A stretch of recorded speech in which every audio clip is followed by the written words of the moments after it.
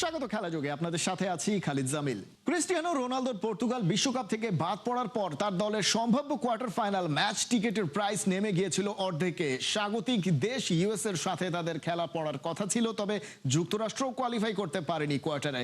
কিন্তু ওদের চেয়ে বাজে কয়েক গুণ বেশি ইফেক্ট লিওনেল মেসির আর্জেন্টিনার। LM10-এর the last dancer defending champion দলটা সেমিতে উঠতে না পারলে ফুটবল বাজারে রীতিমতো ধস নামতো। আল জাজিরা প্রশ্ন তুলেছে, এজন্যই কি ফিফা আর্জেন্টিনার হার চায়নি কখনো? রিপোর্টে বিস্তারিত। গেল সপ্তাহের সোমবার রাতে দুটো জিনিস একসাথে মাঠ ছেড়েছে, আমেরিকা আর রোনালদো। তারপর দিনই অর্থাৎ মঙ্গলবার সকালে লস অ্যাঞ্জেলসে কোয়ার্টার ফাইনালের টিকেটের দাম $2,950 থেকে নেমে হয়েছে $1,200। ডাইনামিক প্রাইসিং এর এটাই নিয়ম। আমেরিকা বেলজিয়ামের কাছে 4-1 হেরেছে সিয়াটলে, আর পর্তুগালের হার স্পেনের কাছে 1-0 ব্যবধানে। এই দুটো বিদায় একসাথে মানে লস অ্যাঞ্জেলসের সম্ভাব্য হাই ভোল্টেজ আমেরিকা বনাম পর্তুগাল ম্যাচের স্বপ্ন ভেঙে গেছে। টিকপিক বলছে মাত্র 24 ঘন্টায় ওই পার্টিকুলার কোয়ার্টার ফাইনাল ম্যাচের এভারেজ দাম কমেছে 31.5%। 3 দিন পর 50.4% কম দামেই পাওয়া গেছে টিকিট। বিক্রি না হওয়ায় টিকিট বাজারে ছেড়ে দেয়া হয়েছে 28,285 থেকে অবিকৃত টিকিটের সংখ্যা এক লাফে হয়েছে 49,415। কিন্তু সব জায়গায় দাম পড়েনি। আটলান্টায় বুধবার Argentina versus England match. Resale market সর্বনিম্ন টিকিটের দামই $2,160, বাংলাদেশি টাকায় 2.5 লাখের বেশি। গড়দাম ক্যাটাগরি অনুযায়ী $2,800 থেকে $11,000। একদিকে মেসির শেষ বিশ্বকাপ, অন্যদিকে ঐতিহাসিক আর্জেন্টিনা ইংল্যান্ড রাইভালরি। বাজারে আগুন ধরে গেছে রীতিমতো। টেক্সাসে ফ্রান্স বনাম স্পেনের ম্যাচের টিকিট সেই তুলনায় সস্তা, সর্বনিম্ন $1,103। তবে এই ম্যাচেরও মার্কেট ভ্যালু কম হওয়ার কথা না। এমবাপে, লামিন ইয়ামাল একই মাঠে, কিন্তু মেসির নাম নেই বলেই হয়তো অন্য সেমি ফাইনালের তুলনায় এই ম্যাচটা দেখা যাচ্ছে অর্ধেক দামে।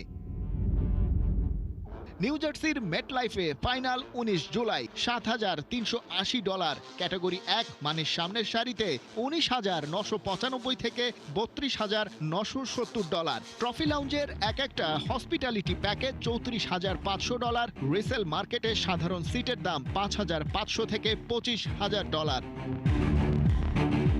এসব তথ্যই রিসেল প্ল্যাটফর্মের বরাতে প্রকাশ করেছে ফোর্বস ম্যাগাজিন। সেসব তথ্য দিয়ে আল জাজিরা আবার প্রশ্ন ছুড়ে দিয়েছে যে মেসির কারণে টিকিট বেচে 16 আনা লাভ ঘরে তোলা যাচ্ছে, সেই মেসির আগে ভাগে আসর থেকে বিদায় ফিফা কি কখনো চাইবে? মেসিরা সেমি ফাইনালে না থাকলে কি হতো, সেই প্রশ্নের উত্তর খুঁজতে টিকিট রিসেল প্ল্যাটফর্মগুলোই ঢু মারতেই হলো। যখন রাউন্ড অফ 16-এ বিশোর আর্জেন্টিনার বিপক্ষে 2-1 গোলে এগিয়ে ছিল, তখন সুইজারল্যান্ডের বিপক্ষে কোয়ার্টার ফাইনালের টিকিটের দাম $1,800 থেকে ড্রপ করে 1,000-এ নেমে এসেছিল। আর্জেন্টিনা ছিটকে গেলে সেমি ফাইনালের টিকিটের দামও অন্তত 50% থেকে 52% কমে যেত, যেমনটা ইউএসএ এবং পর্তুগালের বিদায়ের পর কোয়ার্টার ফাইনাল ম্যাচগুলোতে হয়েছে। আর্জেন্টিনা সেমিফাইনালে না উঠলে sponsorship rights, luxury hospitality package, যার এক একটির দাম অফিসিয়ালি $34,500 এবং ফিফার নিজস্ব ডিরেক্ট টিকিট প্ল্যাটফর্মের প্রিমিয়াম ক্যাটাগরির টিকিটের ডিমান্ড ও ভ্যালু এক ধাক্কায় ব্যাপক কমে যেত। সেই হিসেবে ফিফা তাদের ডিরেক্ট রেভিনিউ এবং ভিআইপি প্যাকেজ বিক্রিতে অন্তত $5 থেকে $7 কোটি বা প্রায় 600 থেকে 800 কোটি টাকা সরাসরি হারাতো। রিসেল মার্কেটের টিকিট ইকোনমি এবং ফিফার অফিসিয়াল ডাইনামিক রেভিনিউ লস এবার একসাথে যোগ করা যাক। আর্জেন্টিনা সেমি ফাইনালে কোয়ালিফাই না করতে পারার কারণে ফিফার টোটাল আর্থিক ক্ষতি হতো সেমি ফাইনালে $18.75 কোটি, ফাইনালে ইকোনমি ড্রপ $28.87 কোটি, ফিফার ডিরেক্ট প্রিমিয়াম ও হসপিটালিটি লস $6 কোটি, মোট সম্ভাব্য ক্ষতি প্রায় $53.62 লাখ, বাংলাদেশি মুদ্রায় যা অবিশ্বাস্য 6,300 কোটি টাকারও বেশি। এক কথায় লিওনেল মেসির শেষ বিশ্বকাপের সেমিফাইনাল ও ফাইনালের টিকিট ইকোনমি স্রেফ একটা ম্যাচ বা ট্রফির লড়াই নয়, এটা $বিলিয়ন একটা আস্ত কর্পোরেট ইন্ডাস্ট্রি। আর আর্জেন্টিনা কোয়ালিফাই করায় এই বিশাল আর্থিক বিপর্যয় থেকে বেঁচে গেছে ফুটবল ব্যবসার বাজার। ফিফা নিশ্চয়ই সেই বিপর্যয় চায়নি। খালিদ জামিল, 71। বিশ্বকাপ পাড়া মহল্লার খেলা নয়, তাই ফিফা আর রেফারিদের নিয়ে চলা নানা প্রচারণাকে উড়িয়ে দিলেন বাংলাদেশ জাতীয় দলের ফুটবলার শেখ মুরসালিন। সেমিফাইনালের 4 দলের মধ্যে মেসির আর্জেন্টিনাকে এগিয়ে রাখলেও শিরোপা জয়ে বড় আতঙ্ক মনে করছেন ফ্রান্সকে। প্রথমবার বিশ্বকাপের উন্মাদনা কাছ থেকে দেখে মুগ্ধ এই ফুটবলার। একই সঙ্গে লাল সবুজের জার্সিতে একদিন বিশ্ব মঞ্চে খেলার স্বপ্নের কথাও শুনিয়েছেন মুরসালিন। যুক্তরাষ্ট্র থেকে অর্ণব বাপির রিপোর্ট। আমরা খুব শীঘ্রই হয়তো ওয়ার্ল্ড কাপ খেলবো বলে বোঝাইতে পারবো না আসলে, মানে পৃথিবীর বুকে আসলে বাংলাদেশকে হয়তো আবার নতুন করে সবাই চিনবে। এবারও হয়তো আর্জেন্টিনা ওয়ার্ল্ড কাপ নিবে। মানে আমি খুবই ভয় পাচ্ছি ফ্রান্স থেকে। নিউ ইয়র্কের টাইমস স্কোয়ার বিশ্বকাপের উন্মাদনা এখনো চলমান। 4 দল তাদের সেমিফাইনাল নিশ্চিত করেছে 48 দলের মধ্যে।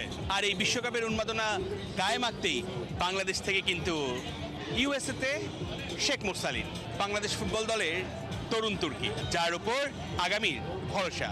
কিরকম কাটছে বিশ্বকাপের সময়টা? না, খুবই এনজয় করছি এখানের এনভায়রনমেন্ট, এখানে খেলা দেখছি, খুবই মজা লাগতেছে। সবকিছু মিলিয়ে 4টা দল কিন্তু এরই মধ্যে ফাইনাল নিশ্চিত করে ফেলেছে। কাকে এগিয়ে রাখবেন আপনি? না, আমি তো আর্জেন্টাইন সাপোর্টার, সো আমি আশা করবো এবারও হয়তো আর্জেন্টিনা ওয়ার্ল্ড কাপ নিবে। বাট টু বি অনেস্ট, মানে আমি খুবই ভয় পাচ্ছি ফ্রান্স থেকে। সো হয়তো ফ্রান্স খুব ভালো করতে পারে, বাট আশা করছি, মানে এক্সপেক্ট করতেছি আর্জেন্টিনাই হয়তো ওয়ার্ল্ড কাপ আবার নিবে ইনশাআল্লাহ। আর্জেন্টিনা সাপোর্টার, আর্জেন্টিনা নিয়ে আপনার অনেক সোশ্যাল নেটওয়ার্কে পোস্টও দেখেছি। মুরসালিন, আপনার কি মনে হয় বাংলাদেশে বা সারা বিশ্বে যে কথাগুলো চলছে আর্জেন্টিনাকে নিয়ে, সেগুলো আসলে কতটুকু গ্রহণযোগ্য? আসলেই কি কোনো ফিফা বা রেফারির কোনো ফেভার কি পাচ্ছে? না, এটা নিয়ে আসলে কথা বললে অনেক বিস্তারিত আলোচনা আছে। কারণ কি, আসলে এরকম একটা ওয়ার্ল্ড কাপ, এটা তো আসলে পারার কোনো টুর্নামেন্ট না যে আপনি হয়তো ফিক্সিং করবেন বা কিছু এরকম। আসলে এটা আমার মনে হয় এটা কখনো পসিবল, কারণ ওইখানে আমি যতটুকু জানি, হয়তো আমার এক্সপিরিয়েন্স খুবই কম, কিন্তু যতটুকুই জানি যে ওইখানে আসলে মানে সিএফবিআই বা অনেক বড় বড় সংস্থা আছে যে এদের কে ইয়া করার জন্য, যে আসলে এরা কিছু করতেছে কিনা। প্রথমবার আপনি বিশ্বকাপ মাঠে বসে দেখলেন, ফুটবলের উন্মাদনা অল ওভার ওয়ার্ল্ডে যে ভাইবটা আপনি দেখলেন, আপনি যেহেতু বাংলাদেশের লাল সবুজ জার্সি আপনি নিজে বহন করেন, আপনার মনের মধ্যে কি কোনো ধরনের চিন্তা বা চেষ্টা তৈরি হয়েছে যে বাংলাদেশকেও ফুটবল বিশ্বকাপে নিয়ে যেতে চাই? ওয়ার্ল্ড কাপ আমরা কেন পারবো না, সেই আক্ষেপ বলেন বা আকাঙ্ক্ষা, ইচ্ছা যেটাই বলেন, সেটা তো অবশ্যই আছে মনের মধ্যে। সো আমরাও ডে বাই ডে অনেক ইমপ্রুভ করছি। আশা করছি আমরা খুব শীঘ্রই হয়তো ওয়ার্ল্ড কাপ খেলবো। আর বাংলাদেশের মানুষের ফুটবলের প্রতি যে ভালোবাসা, আপনি হয়তো দেখবেন বাইরের দেশের আর্জেন্টিনা, ব্রাজিল বা ফ্রান্স যেটাই হোক, যেভাবে সাপোর্ট করে যাচ্ছে বা যেরকম ইমোশন দেখতে পাচ্ছি, এটা আসলে যদি আমরা খেলতে পারি, এটা আসলে বলে বোঝাইতে পারবো না আসলে, মানে পৃথিবীর বুকে আসলে বাংলাদেশকে হয়তো আবার নতুন করে সবাই চিনবে ইনশাআল্লাহ। থ্যাংক ইউ মুরসালিন সময় দেওয়ার জন্য। Thank you. এই বিশ্বকাপ দেখতে এসে তিনি যেটা বললেন যে সেমিফাইনালের যে 4টা দল, সেই 4টা দলের মধ্যে দারুণভাবে একটা রোমাঞ্চকর একটা ম্যাচ হবে। সে আর্জেন্টিনাকে এগিয়ে রাখছে, আর্জেন্টিনার সাপোর্ট সে করছে এবং মনে প্রাণে চাচ্ছে যে বাংলাদেশও একসময় বিশ্বকাপ খেলবে। অর্ণব বাপি, 71, নিউ ইয়র্কের টাইমস স্কোয়ার থেকে। হাত দিয়ে গোল করে বিশ্বকাপ জিতে আবার বড় কথা। আপনি কি একটু হলেও লজ্জিত? কিন্তু কোনো আর্জেন্টাইনকে মারাদোনার হ্যান্ড অফ গড গোলের কথা জিজ্ঞেস করলেই তাদের গর্বের সীমা থাকে না। আর্জেন্টাইনরা তাদের ফুটবল ইতিহাসের অন্যতম শ্রেষ্ঠ অর্জন মনে করে 1986 বিশ্বকাপে ইংল্যান্ডের বিপক্ষে মারাদোনার হাত দিয়ে গোল করার সেই গোলটিকে। এর পেছনে আছে বিরাট এক রাজনৈতিক ইতিহাস। আর্জেন্টিনার রাজধানী বুয়েনোস এইরেস থেকে বাকিরা দেখুন শেখ আশিকের রিপোর্টে। The goal by Diego Maradona's hand of God. Do you love the goal? Yes, In 1986, Maradona scored a goal by hand of God. You know, do you love the goal? I love it. It's so a goal. Goal by the hand. the best one. Better And- than the second. Goal of the century, right? Yes. But the hand of God was better. Which is better? Hand of God. প্রত্যেক আর্জেন্টাইনের কাছে Diego মারাদোনার হাত দিয়ে করা 1986 বিশ্বকাপের গোলটা অত্যন্ত গর্বের। বাংলাদেশের যে কোনো আর্জেন্টিনা ফ্যানকে হ্যান্ড অফ দ্য গড নিয়ে কথা শোনালে মনে মনে ভাববে মারাদোনার মতো একজন ফুটবলার কেন করেছিল এই কাজটা, যার জন্য আজ আমাকেও কথা শুনতে হচ্ছে। কিন্তু আর্জেন্টাইনদের কাছে সেই গোলটা আসলে ঈশ্বরের প্রতিশোধ। বাংলাদেশে কোনো আর্জেন্টাইন ভক্তকে আপনি হাত দিয়ে গোল দেওয়ার কথা বলবেন মারাদোনার, প্রত্যেকেই লজ্জা পাবে। কিন্তু এই আর্জেন্টাইনদের কাছে আসবেন, তাদের এক ফোঁটাও লজ্জা হয় না, বরঞ্চ তারা গর্ব করে দিয়েগো মারাদোনার হ্যান্ড অফ গড নিয়ে। Do you love Diego Maradona's hand of God goal versus England? Yes, we love him very much. You love the goal? Yeah. 1986-এর 22শে জুন মেক্সিকো বিশ্বকাপের কোয়ার্টার ফাইনালে মারাদোনা শুধু কি হাত দিয়েই গোল করেছিলেন, একই ম্যাচে করেছিলেন শতাব্দীর সেরা গোলটাও। নিজের সাইড থেকে বল নিয়ে ঢুকে 5 জন ইংলিশ ফুটবলারকে কাটিয়ে গোলকিপার পিটার শিলটনকেও বোকা বানিয়েছিলেন। কিন্তু আর্জেন্টাইনদের কাছে গোল অফ দ্য সেঞ্চুরির চেয়েও হ্যান্ড অফ দ্য গড গোলটাই বেশি সম্মানের। Goal by the hand, The best one. Better than the second. Goal of the century, right? Yes. But the hand of God was better. Which is better? Hand of God. It was so epic that 40 years later, people still talk about the hand of God. All Argentinians feel proud for the goal of the hand against England. I think so, yes. There is a very popular song that's called The Hand of God, and we dance it at clubs on discos. আপনি আরো অবাক হবেন যখন শুনবেন এখনো বহু আর্জেন্টাইনের কাছে Lionel মেসির চেয়ে মারাদোনাই সেরা। এতেই বোঝা যায় গোলটার গুরুত্ব আর্জেন্টাইনদের কাছে কতখানি। মেসি আর Maradona? Maradona, 100%. Very people like Maradona. Sí, queremos que gane. Messi আর Maradona? Maradona. Maradona. Maradona? Maradona. মারাদোনার হাতের জাদু এখনো মুগ্ধ করে শিহরণ তোলে আর্জেন্টাইনদের মাঝে। আজ পর্যন্ত সত্যিকারের কোনো আর্জেন্টাইন ওই গোলটার জন্য এক ফোঁটাও লজ্জাবোধ করেনি, বরং গর্বিত হয়েছে। মারাদোনা করেছিলেন কোয়ার্টারে, এবার লিওনেল মেসির আর্জেন্টিনা সেমিতে মুখোমুখি হবে ইংল্যান্ডের। ম্যাচের আগে আর্জেন্টাইনদের দেখে যতই ফুরফুরে লাগুক, ভেতরে ঠিকই আগুন জ্বলছে দাউ দাউ করে। যদি মেসি এবার হাত দিয়ে গোল করেও ইংল্যান্ডকে হারাতে পারে, তাতেই বেশি গর্বিত হবে আর্জেন্টাইনরা। ম্যাচ তো একটা হচ্ছে সেমিফাইনালে, সেই ম্যাচে যদি মেসি হাত দিয়ে গোল দেওয়ার সুযোগ পায় তাহলে কি হবে? If Messi get a chance to score a goal by hand of God, will you support it? I will scream it so hard. I will love it. যখন প্রশ্ন চলে আসে ইংল্যান্ড ভার্সেস আর্জেন্টিনা, তখন এক বিন্দু ছাড় দেওয়ার সুযোগ নেই। কারণ একটাই, শুধুমাত্র ফুটবল নয়, জড়িয়ে আছে বিশাল এক রাজনৈতিক ঘটনা যা এখন পর্যন্ত চলছে। ইংল্যান্ডের প্রতি কেন এত ঘৃণা আর্জেন্টিনার জনগণের জানেন তো? 1982 সালে দক্ষিণ আটলান্টিকের ফকল্যান্ড দ্বীপ নিয়ে যুক্তরাষ্ট্র আর্জেন্টিনার মধ্যে যুদ্ধ হয়, চলে 74 দিন পর্যন্ত। সে দ্বীপ থেকে ইংল্যান্ডের দূরত্ব 13,000 কিলোমিটার। বিপরীতে ওই দ্বীপ আর্জেন্টিনার মূল ভূখণ্ড থেকে মাত্র 300 মাইল দূরে। এখন প্রশ্ন, এই দ্বীপ আসলো কোত্থেকে? প্রযুক্তি নির্ভর এই আধুনিক যুগে অনেক কিছুই পাল্টে গেছে, কিন্তু আর্জেন্টাইনদের মনে সেই পুরনো ক্ষোভ এখনো জেগে বসে আছে। প্রতিশোধ একবার হয়েছে, কিন্তু আর্জেন্টাইনরা ক্ষান্ত হয়নি, তারা বারবারই প্রতিশোধের অপেক্ষায় আছে। Sheikh Ashik, 71, Buenos Aires, Argentina. Brazil যদি ফুটবলের দেশ হয়, তবে সান্তোস হলো ফুটবলের সবচেয়ে সুন্দর বাগান, যে বাগান থেকে বেড়ে উঠেছেন ফুটবল সম্রাট পেলে, সুপারস্টার নেইমার জুনিয়র। তাদের মতো মহা তারকা হতে প্রতিনিয়ত যুদ্ধ করছে শত শত শিশু। সান্তোস ঘুরে বাকিটা জানাচ্ছেন হাসান সজীব। সাও পাওলো থেকে প্রায় 80 কিলোমিটারের পথ, পাহাড় কেটে তৈরি হাইওয়ে, এক পাশে ঘন সবুজ, অন্য পাশে মেঘ ছোঁয়া ঢাল। এই পথ ধরেই যাচ্ছে ব্রাজিলের সমুদ্র ঘেঁষা শহর সান্তোসে। শহরে ঢোকার মুখেই যেন বদলে যায় দৃশ্য। কোথাও দেয়ালে আঁকা পেলের মুখ, কোথাও নেইমারের হাসি।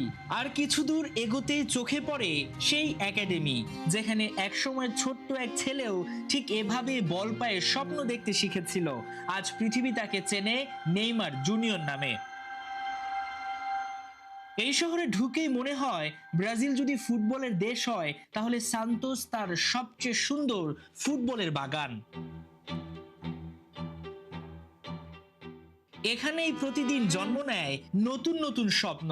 এখানেই একদিন ছোট্ট নেইমারও দৌড়েছিল বলের পেছনে। আজ সেই পথেই ছুটছে আরো শত শত শিশু, প্রত্যেকের চোখে একটাই লক্ষ্য, একদিন ব্রাজিলের জার্সি গায়ে চাপানো। মাঠের ভেতরে লড়ছে শিশুরা, আর মাঠের বাইরে ঘন্টার পর ঘন্টা অপেক্ষা করছেন বাবা মায়েরা। তাদের বিশ্বাস, আজকের এই ছোট্ট ছেলেটি হয়তো আগামী দিনের আরেকজন নেইমার কিংবা নতুন কোনো পেলে। এই শহরে ফুটবল শুধু শেখানো হয় না, এখানে ফুটবল বাঁচানো হয়, লালন করা হয়। বিশ্ব ফুটবলের ইতিহাসে এমন ক্লাব খুব কমই আছে যেখানে একসঙ্গে জড়িয়ে আছে দুই প্রজন্মের দুই মহা তারকার গল্প। পেলের রাজত্ব আর নেইমারের উত্থান দুটোরই সাক্ষী এই সান্তোস ফুটবল ক্লাব। ড্রেসিং রুমে ঢুকতেই ইতিহাস যেন জীবন্ত হয়ে ওঠে। ঠিক এখানেই পেলে বসতেন, ম্যাচের আগে প্রস্তুতি নিতেন এবং তারপর মাঠে নামতেন। আমার পেছনে দেখবেন এটা লক করে রাখা হয়েছে, কেন জানেন? কারণ পেলে মারা যাওয়ার পর এখানে যাতে আর কেউ না বসে সেই পদক্ষেপ নিয়েছে সান্তোস। এর মধ্যে তার খেলার বিভিন্ন সরঞ্জাম রেখে দেয়া হয়েছে। ঠিক ফুটবল সম্রাটের পাশে কে আছে জানেন? দি প্রিন্স, বর্তমান সুপারস্টার নেইমার জুনিয়র। আমি ঠিক যেখানে বসে আছি নেইমার এখানেই বসেন এবং এখান থেকে তিনি মাঠে খেলতে নামেন। এখানে আমি দেখতে পাচ্ছি একটা লকারও আছে। নেইমার হয়তোবা তার প্রয়োজনীয় জিনিসগুলো এই লকারে রেখে দেন। আমি ঠিক যেখানে দাঁড়িয়ে আছি এটা হচ্ছে সান্তোসের press conference room. Neymar junior যখন ঠিক ম্যাচের আগে কথা বলেন কিংবা পরে, ঠিক আমার পেছনে যে চেয়ারগুলো রয়েছে এখানে নেইমার এসে বসেন, তার বিভিন্ন রকম কথা তিনি শেয়ার করেন সাংবাদিকদের কাছে, বিভিন্ন প্রশ্নের উত্তর দেন। আপাতত ফুটবল ব্যস্ততা না থাকায় স্টেডিয়াম জুড়ে চলছে সংস্কার।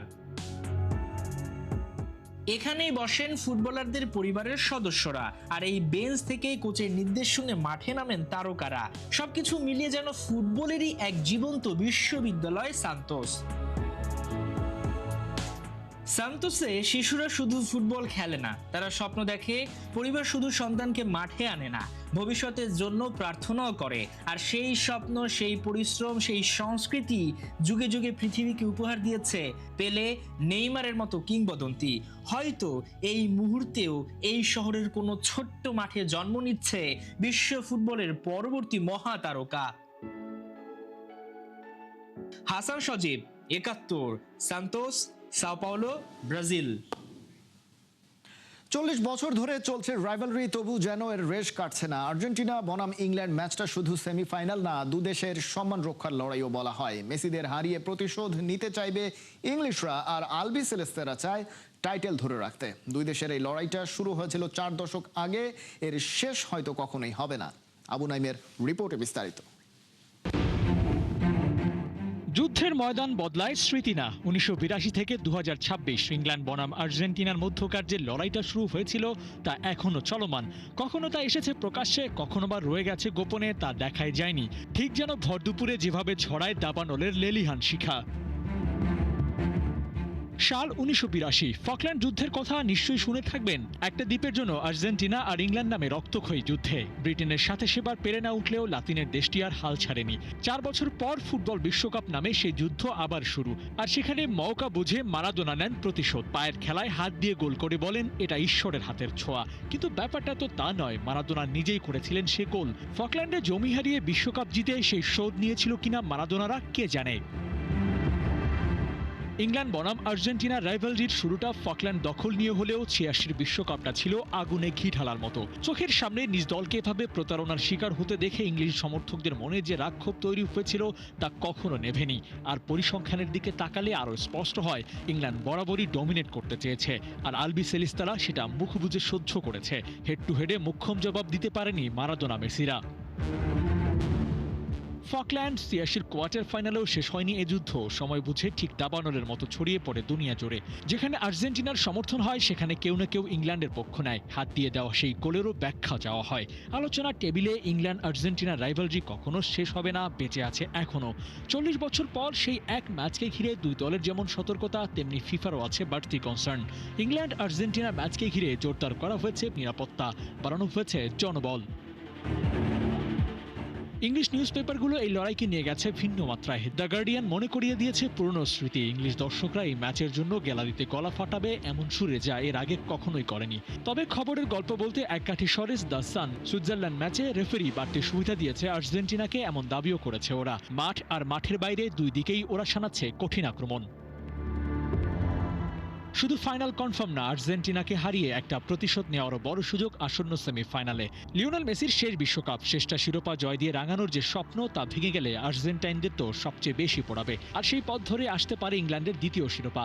আর্জেন্টিনার বিপক্ষে প্রতিশোধ আর ইটস কামিং হোম দুটাই হবে একসাথে, সেই আশা তো ইংলিশরা করতেই পারে।